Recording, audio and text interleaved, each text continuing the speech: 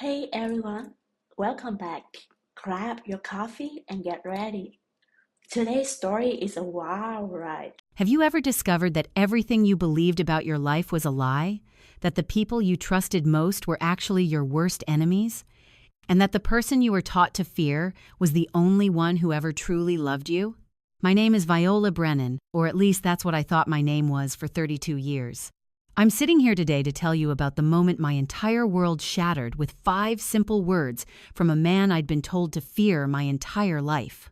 Words that would expose the most devastating family betrayal you could imagine and lead to a revenge so perfectly orchestrated that it destroyed 3 lives in a single evening.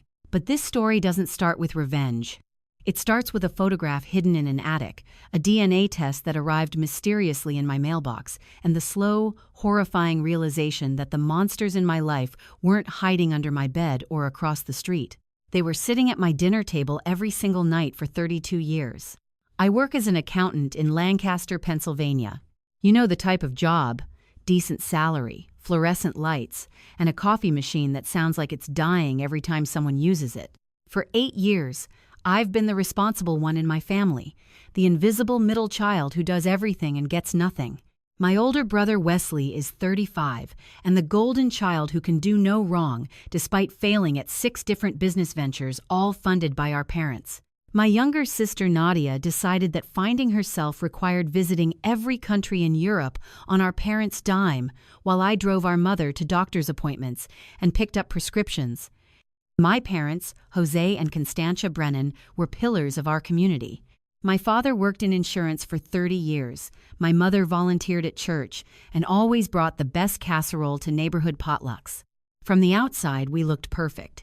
From the inside, I always felt like something was fundamentally wrong. There was this guarded look in my mother's eyes whenever she looked at me, almost like fear. I remember being 7 years old when Theodore Ashford moved into the house across the street. A quiet man with gray-streaked hair and kind eyes who kept to himself and never bothered anyone. But the moment he arrived, my parents sat me down for a very serious conversation. They told me Theodore Ashford was dangerous, that he had done terrible things, and that I should never speak to him or go near his house. If he ever approached me, I was to run home immediately. My father's face was stern. My mother's hands were shaking. I was 7. I believed them completely. For 25 years, I crossed to the other side of the street whenever I passed his house. I avoided eye contact. I warned friends who came to visit. The monster across the street became part of my childhood mythology, like the boogeyman hiding under my bed. 3 months ago, everything started to unravel. I was doing my parents' grocery shopping because at 32 years old, I'm still the one who actually shows up for this family. I arrived at their house with 4 bags of groceries, including the specific brand of oatmeal my father insists on. My mother wasn't in the kitchen, which was unusual. I heard voices upstairs coming from my father's office, a room I was never really allowed to enter as a child. Through the slightly open door, I heard my mother's voice, tight and anxious, then Wesley's voice, calm and reassuring. They were talking about the house, about transferring the deed, about making sure everything was in Wesley's name before something happened. And then my mother said something that stopped me cold. We need to do it now before Viola starts asking questions. Before Viola starts asking questions. What questions? What were they hiding? I quietly went back downstairs, finished putting away the groceries, and told my mother I had to leave early. That night, I couldn't sleep. I kept turning those words over in my mind, thinking about all the little things that never added up. Why I looked nothing like my siblings. Why my baby photos were kept in a separate album in the attic instead of displayed with Wesley's and Nadia's. Why my mother always changed the subject when I asked about my birth story. I'm an accountant. I notice when numbers don't add up. And suddenly, I realized the numbers of my life had never added up at all. A week later, I volunteered to help clean out the attic. I found a photograph in an old shoebox buried under Christmas decorations. It was a Polaroid, faded but clear. My mother, young and beautiful, standing next to a man, holding hands. She was looking at him with an expression I had never seen her direct at my father, and she was visibly pregnant. The man in the photo was Theodore Ashford, the monster across the street. I turned the photo over. On the back, in my mother's handwriting, were 2 words and a date: our miracle, and a date that was exactly 9 months before my birthday. My hands were shaking so hard I almost dropped it. I shoved the photo in my pocket and climbed down from the attic. When my mother asked if I found anything interesting, I smiled and said, "Just old Christmas ornaments." I learned that smile from her, the one that hides everything. 3 days later, I confronted my mother. I placed the photograph on the kitchen counter next to her cutting board and watched the color drain from her face so fast I thought she might faint. She tried to explain, stumbled over words, contradicted herself, changed her story 3 times in 2 minutes. When I asked her one simple question, "Is Theodore Ashford my biological father?" panic turned to anger. My mother's face hardened into something ugly. She told me I was being ridiculous, that I was stirring up old dirt that should stay buried. She told me that if I continued down this path, I would be cut out of this family completely. Cut out like I was ever really included in the first place. That night, my father called. His voice was cold in a way I'd never heard before. He told me Theodore Ashford was a dangerous man who had stalked my mother years ago, and that bringing up his name was causing her genuine distress. When I asked questions about the details, he hung up on me. The next few weeks were a masterclass in family gaslighting. Wesley called to suggest I might be having a breakdown from work stress. Nadia sent a long text from Europe about how family is family, and sometimes we have to let go of the past. Even my fiancé Jace started acting strange, telling me I was becoming obsessed with conspiracy theories and embarrassing everyone. But I started doing research. I pulled my own birth certificate from county records. The original had been amended when I was 2 years old. The original father's name was blacked out, replaced with Jose Brennan. I searched for any public records about Theodore Ashford. If he was really a dangerous stalker, there should be something, a restraining order, an arrest record, something. What I found was the opposite. Theodore Ashford was a retired literature professor with 30 years of service, no criminal record, not even a parking ticket. He volunteered at the public library twice a week. Then I received something in the mail that changed everything. No return address, my name, handwritten in careful script. Inside was a DNA testing kit and a single note. The truth is waiting when you're ready. I took the test that night and sent it off to the laboratory. The results came back on a Thursday. They were very clear, very scientific, very devastating. Jose and Constantia Brennan were not my biological parents. The test also showed a DNA match to an unknown male relative, a very close match, parent-child close. Over the next few weeks, I became a detective in my own life. I found Theodore's faculty page on the college's archived website. His student reviews called him brilliant, kind, patient. I found the original police report from my mother's harassment complaint. She claimed Theodore had been following her and trying to contact her through letters. Theodore denied all charges. The case was dismissed when my mother suddenly withdrew her complaint. Then I found something that made me sick to my stomach. Theodore Ashford had created a trust fund in 1993 for a minor child named Viola Ashford. The initial deposit was $50,000 from his late mother's estate. Over the years, he had added to it. By the time I turned 18, it should have contained over $180,000. Should have? Because when I searched for the current status of that trust, I found that it had been accessed and drained. The listed guardian who authorized the withdrawals was Constantia Brennan. My mother had stolen my inheritance from my real father and never said a word. I dug into my parents' finances and found they had been claiming me as a disabled, dependent on their taxes for over a decade. They had been collecting Social Security benefits in my name, benefits I had never seen. They had opened credit cards using my Social Security number. My family hadn't just lied to me about who I was. They had been financially exploiting me since I was a child. I felt something I hadn't felt in years. Pure, clarifying anger. They had stolen my father. They had stolen my money. They had stolen my identity. And they had done it while making me feel like I was the one who didn't belong. I made a decision. I would approach Theodore, but not as the suspicious daughter demanding answers. I would go to him as a confused young woman who had stumbled onto some information, playing the naive role my family expected from me. The next Saturday morning, I put on my most innocent-looking outfit and walked across the street to Theodore Ashford's house. My heart was pounding as I rang the doorbell. When the door opened, Theodore stood there, older than in my mother's photograph, but still recognizable. He was wearing a cardigan, for goodness sake.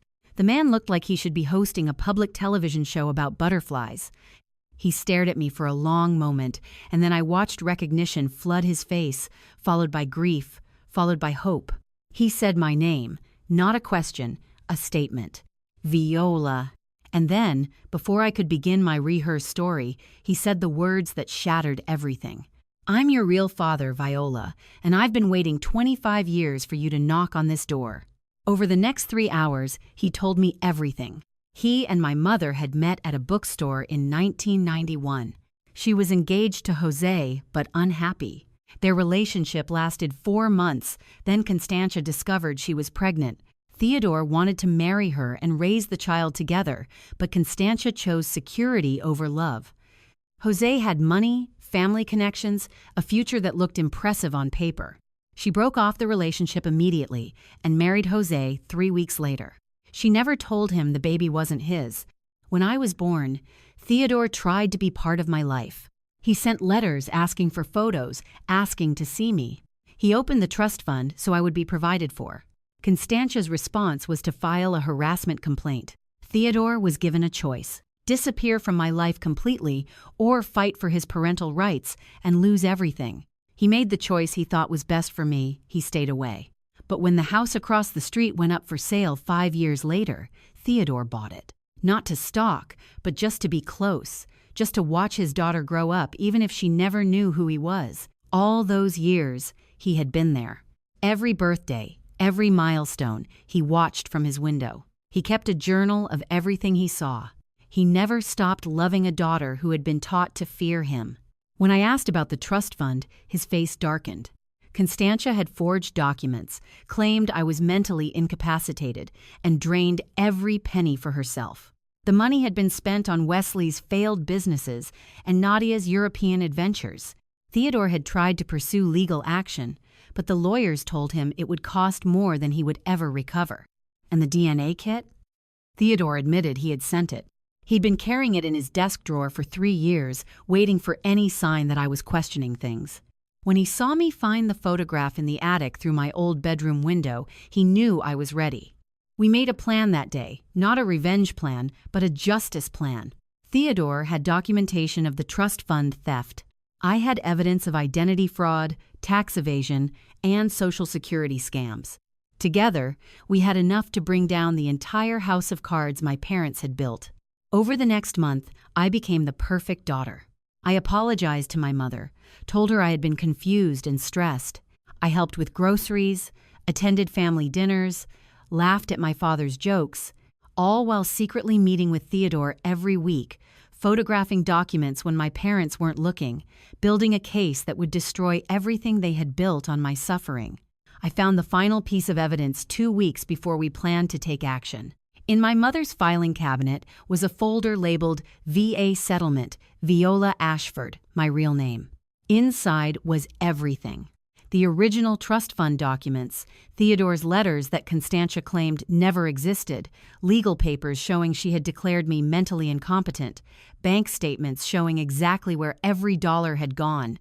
At the bottom was a letter from Theodore dated 15 years ago, begging Constantia to let him see me just once, promising he would disappear forever if she would just let him say goodbye. Her response was written in the margin in her own handwriting. Never. She's mine now. You'll never get her back. That's when I decided on the perfect venue for justice. I suggested to my mother that we throw a big anniversary party for her and my father's 32nd wedding anniversary. She was thrilled, always wanting a celebration where everyone could see how perfect her life was. I told her I wanted to plan the whole thing as a gift to make up for my recent behavior. The planning took 3 weeks.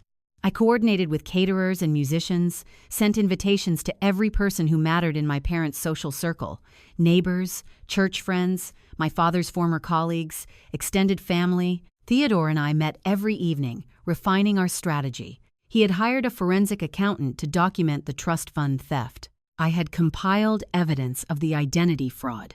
Together, we had enough for criminal charges. But charges alone weren't enough. I wanted everyone to see who my mother really was, wanted that reputation she had spent 32 years building destroyed, along with everything else.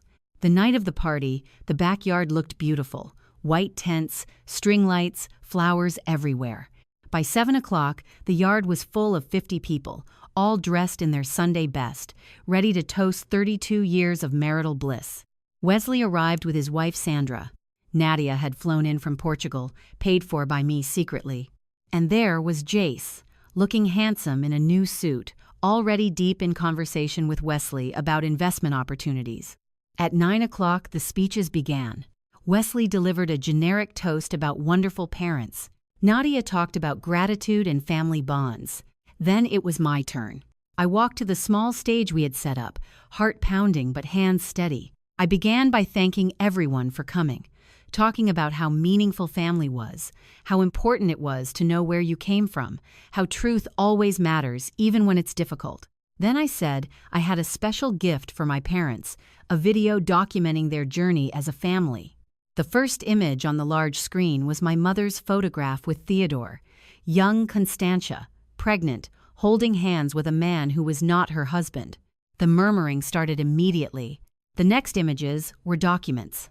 The original birth certificate listing Theodore as my father, the amended certificate with Jose's name, legal papers showing my mother had declared me mentally incompetent to access a trust fund I never knew existed. My mother was standing now, her face the color of chalk. I continued narrating, explaining about the trust fund, $180,000 stolen from a child by the woman supposed to protect her. I explained about the Social Security fraud, the identity theft, the decades of financial exploitation. I told them about Theodore Ashford, the man across the street they had all been warned about, who was actually my father kept from his daughter through lies and manipulation. Then I played the recording I had made 3 days earlier with a hidden microphone, my mother's voice clear as day, laughing about how easy it had been to drain Theodore's trust fund. My father's voice joking that the fool had basically funded their retirement. Wesley's voice explaining how he had forged documents to make it look legal. The backyard was completely silent. I looked at my mother crying ugly tears, at my father staring at the ground, at Wesley already backing toward the gate. Then I delivered my final gift, red and blue lights appearing at the end of the driveway. 2 police cars. Right on schedule. The arrests happened quickly. Jose Brennan was arrested for fraud, identity theft, and conspiracy. Constantia faced the same charges plus additional counts for the trust fund theft. Wesley, who tried to slip away during chaos, was caught at the garden gate and arrested for his role in forging documents. 50 guests watched as the perfect family was led away in handcuffs. My mother's church friends horrified, my father's colleagues stunned, neighbors who had believed for 25 years that Theodore was the monster, suddenly realizing they had been wrong about everything. Jace appeared at my side, trying to figure out how to play this situation to his advantage. He reached for my hand, started saying how sorry he was. I pulled away and really looked at him. Maybe for the first time. I saw someone who had sided with my family when I needed him most, someone more interested in my father's investment than my well-being. I took off my engagement ring and placed it in his hand, then walked away toward Theodore, who was waiting respectfully at a distance. When I reached him, I collapsed against his shoulder, and he held me like a father holds his child, like he had wanted to hold me for 25 years. The legal process took 6 months. Jose pled guilty to reduced charges and received 3 years probation plus complete forfeiture of his pension. Constantia fought every charge but was convicted on 12 counts. The judge sentenced her to 4 years in state prison. Wesley received 18 months in prison and 3 years probation, also losing his business license. The civil case resulted in a judgment of $340,000, the original trust fund plus interest and damages. My parents didn't have that cash, having spent it all, but they did have the house on Maple Ridge Drive that they had secretly transferred to Wesley's name. The court found the transfer fraudulent, seized the house, and sold it at auction. After legal fees, I received $280,000. I used the money to pay off student loans I'd taken because my parents said they couldn't afford to help while secretly draining my trust fund. I put some into emergency savings and used the rest for a down payment on a small house with 3 bedrooms and a nice yard, right next door to Theodore Ashford. I quit my accounting job and started my own bookkeeping business. Theodore and I had dinner together every Sunday. He would cook his mother's recipes. I would bring dessert from the Italian bakery. We talked about books, history, all the years we had missed. He showed me photos of my grandmother Eleanor, who had died when I was 5, wanting desperately to meet me but forbidden by Constantia. Nadia and I are rebuilding our relationship slowly. She moved back from Europe, started working as a translator. She visits once a month. We don't talk about our parents much. There's too much pain still. But we talk about sister things, future things. She's the only Brennan I kept. One morning, about a year after the trial, Theodore was sitting on his porch with a cardboard box. Inside were 25 birthday cards, one for every year since he had moved across the street. Each card was still sealed, my name written in his careful handwriting. I opened them one by one. Each card documented milestones he had observed from a distance. My 7th birthday described watching me learn to ride a bicycle. My 16th mentioned a boy who picked me up for my first date, Theodore wanting to be the protective father but watching from behind curtains instead. Every card showed 25 years of loving me from afar, celebrating silently from his window. The last card was different. It wasn't sealed, wasn't old. Theodore had written it just days before. It said, "I never stopped believing you would find your way home. And now that you're here, I want you to know something I've waited your whole life to tell you. I am proud of you, not for what you did to them, but for who you became despite them. You are strong and kind and brave. You are everything I hoped you would be. You are my daughter, and I love you." I cried reading that card, real tears, ugly tears, the kind that come when something inside you finally breaks open and heals at the same time. Theodore held my hand while I cried. He didn't say anything. Some things are beyond words. I looked across the street at the house where I had grown up. The new family had painted the shutters blue, left bicycles on the lawn, hung a tire swing from the oak tree, something my parents never allowed because it would ruin the aesthetic. The house looked happy now in a way it never had when I lived there. I thought about Constantia in her prison cell, probably writing letters I would never read. About Jose doing community service, certainly complaining. About Wesley rebuilding his reputation, spinning stories about being manipulated. They would move on eventually, find ways to justify what they had done, convince themselves they were the real victims. People like them always do. But I was done thinking about them. I had spent 32 years in their orbit, defining myself by their approval, measuring my worth by their attention. Now I had something better. I wasn't alone anymore. The neighbors think Theodore and I are quite the pair, the retired professor and the accountant, living side by side, having Sunday dinners on the porch. I overheard one wondering if we were eccentric intellectuals, dangerous criminals, both of us. Watch out for the woman with spreadsheets and the man with poetry books. We might audit your taxes and then discuss Whitman. Sometimes justice doesn't come from a courtroom. Sometimes it comes from finally understanding that the people who were supposed to love you never did, and the person you were taught to fear was the only one who ever truly cared. Sometimes the best revenge is simply living the life you were always meant to have, with the family you were always meant to know. My name is Viola Ashford, and for the first time in 32 years, I know exactly who I am. Thanks for sticking around. If you love this ending, subscribe and hit the bell so you're always first to watch. Comment below. Did you see that satisfying ending coming?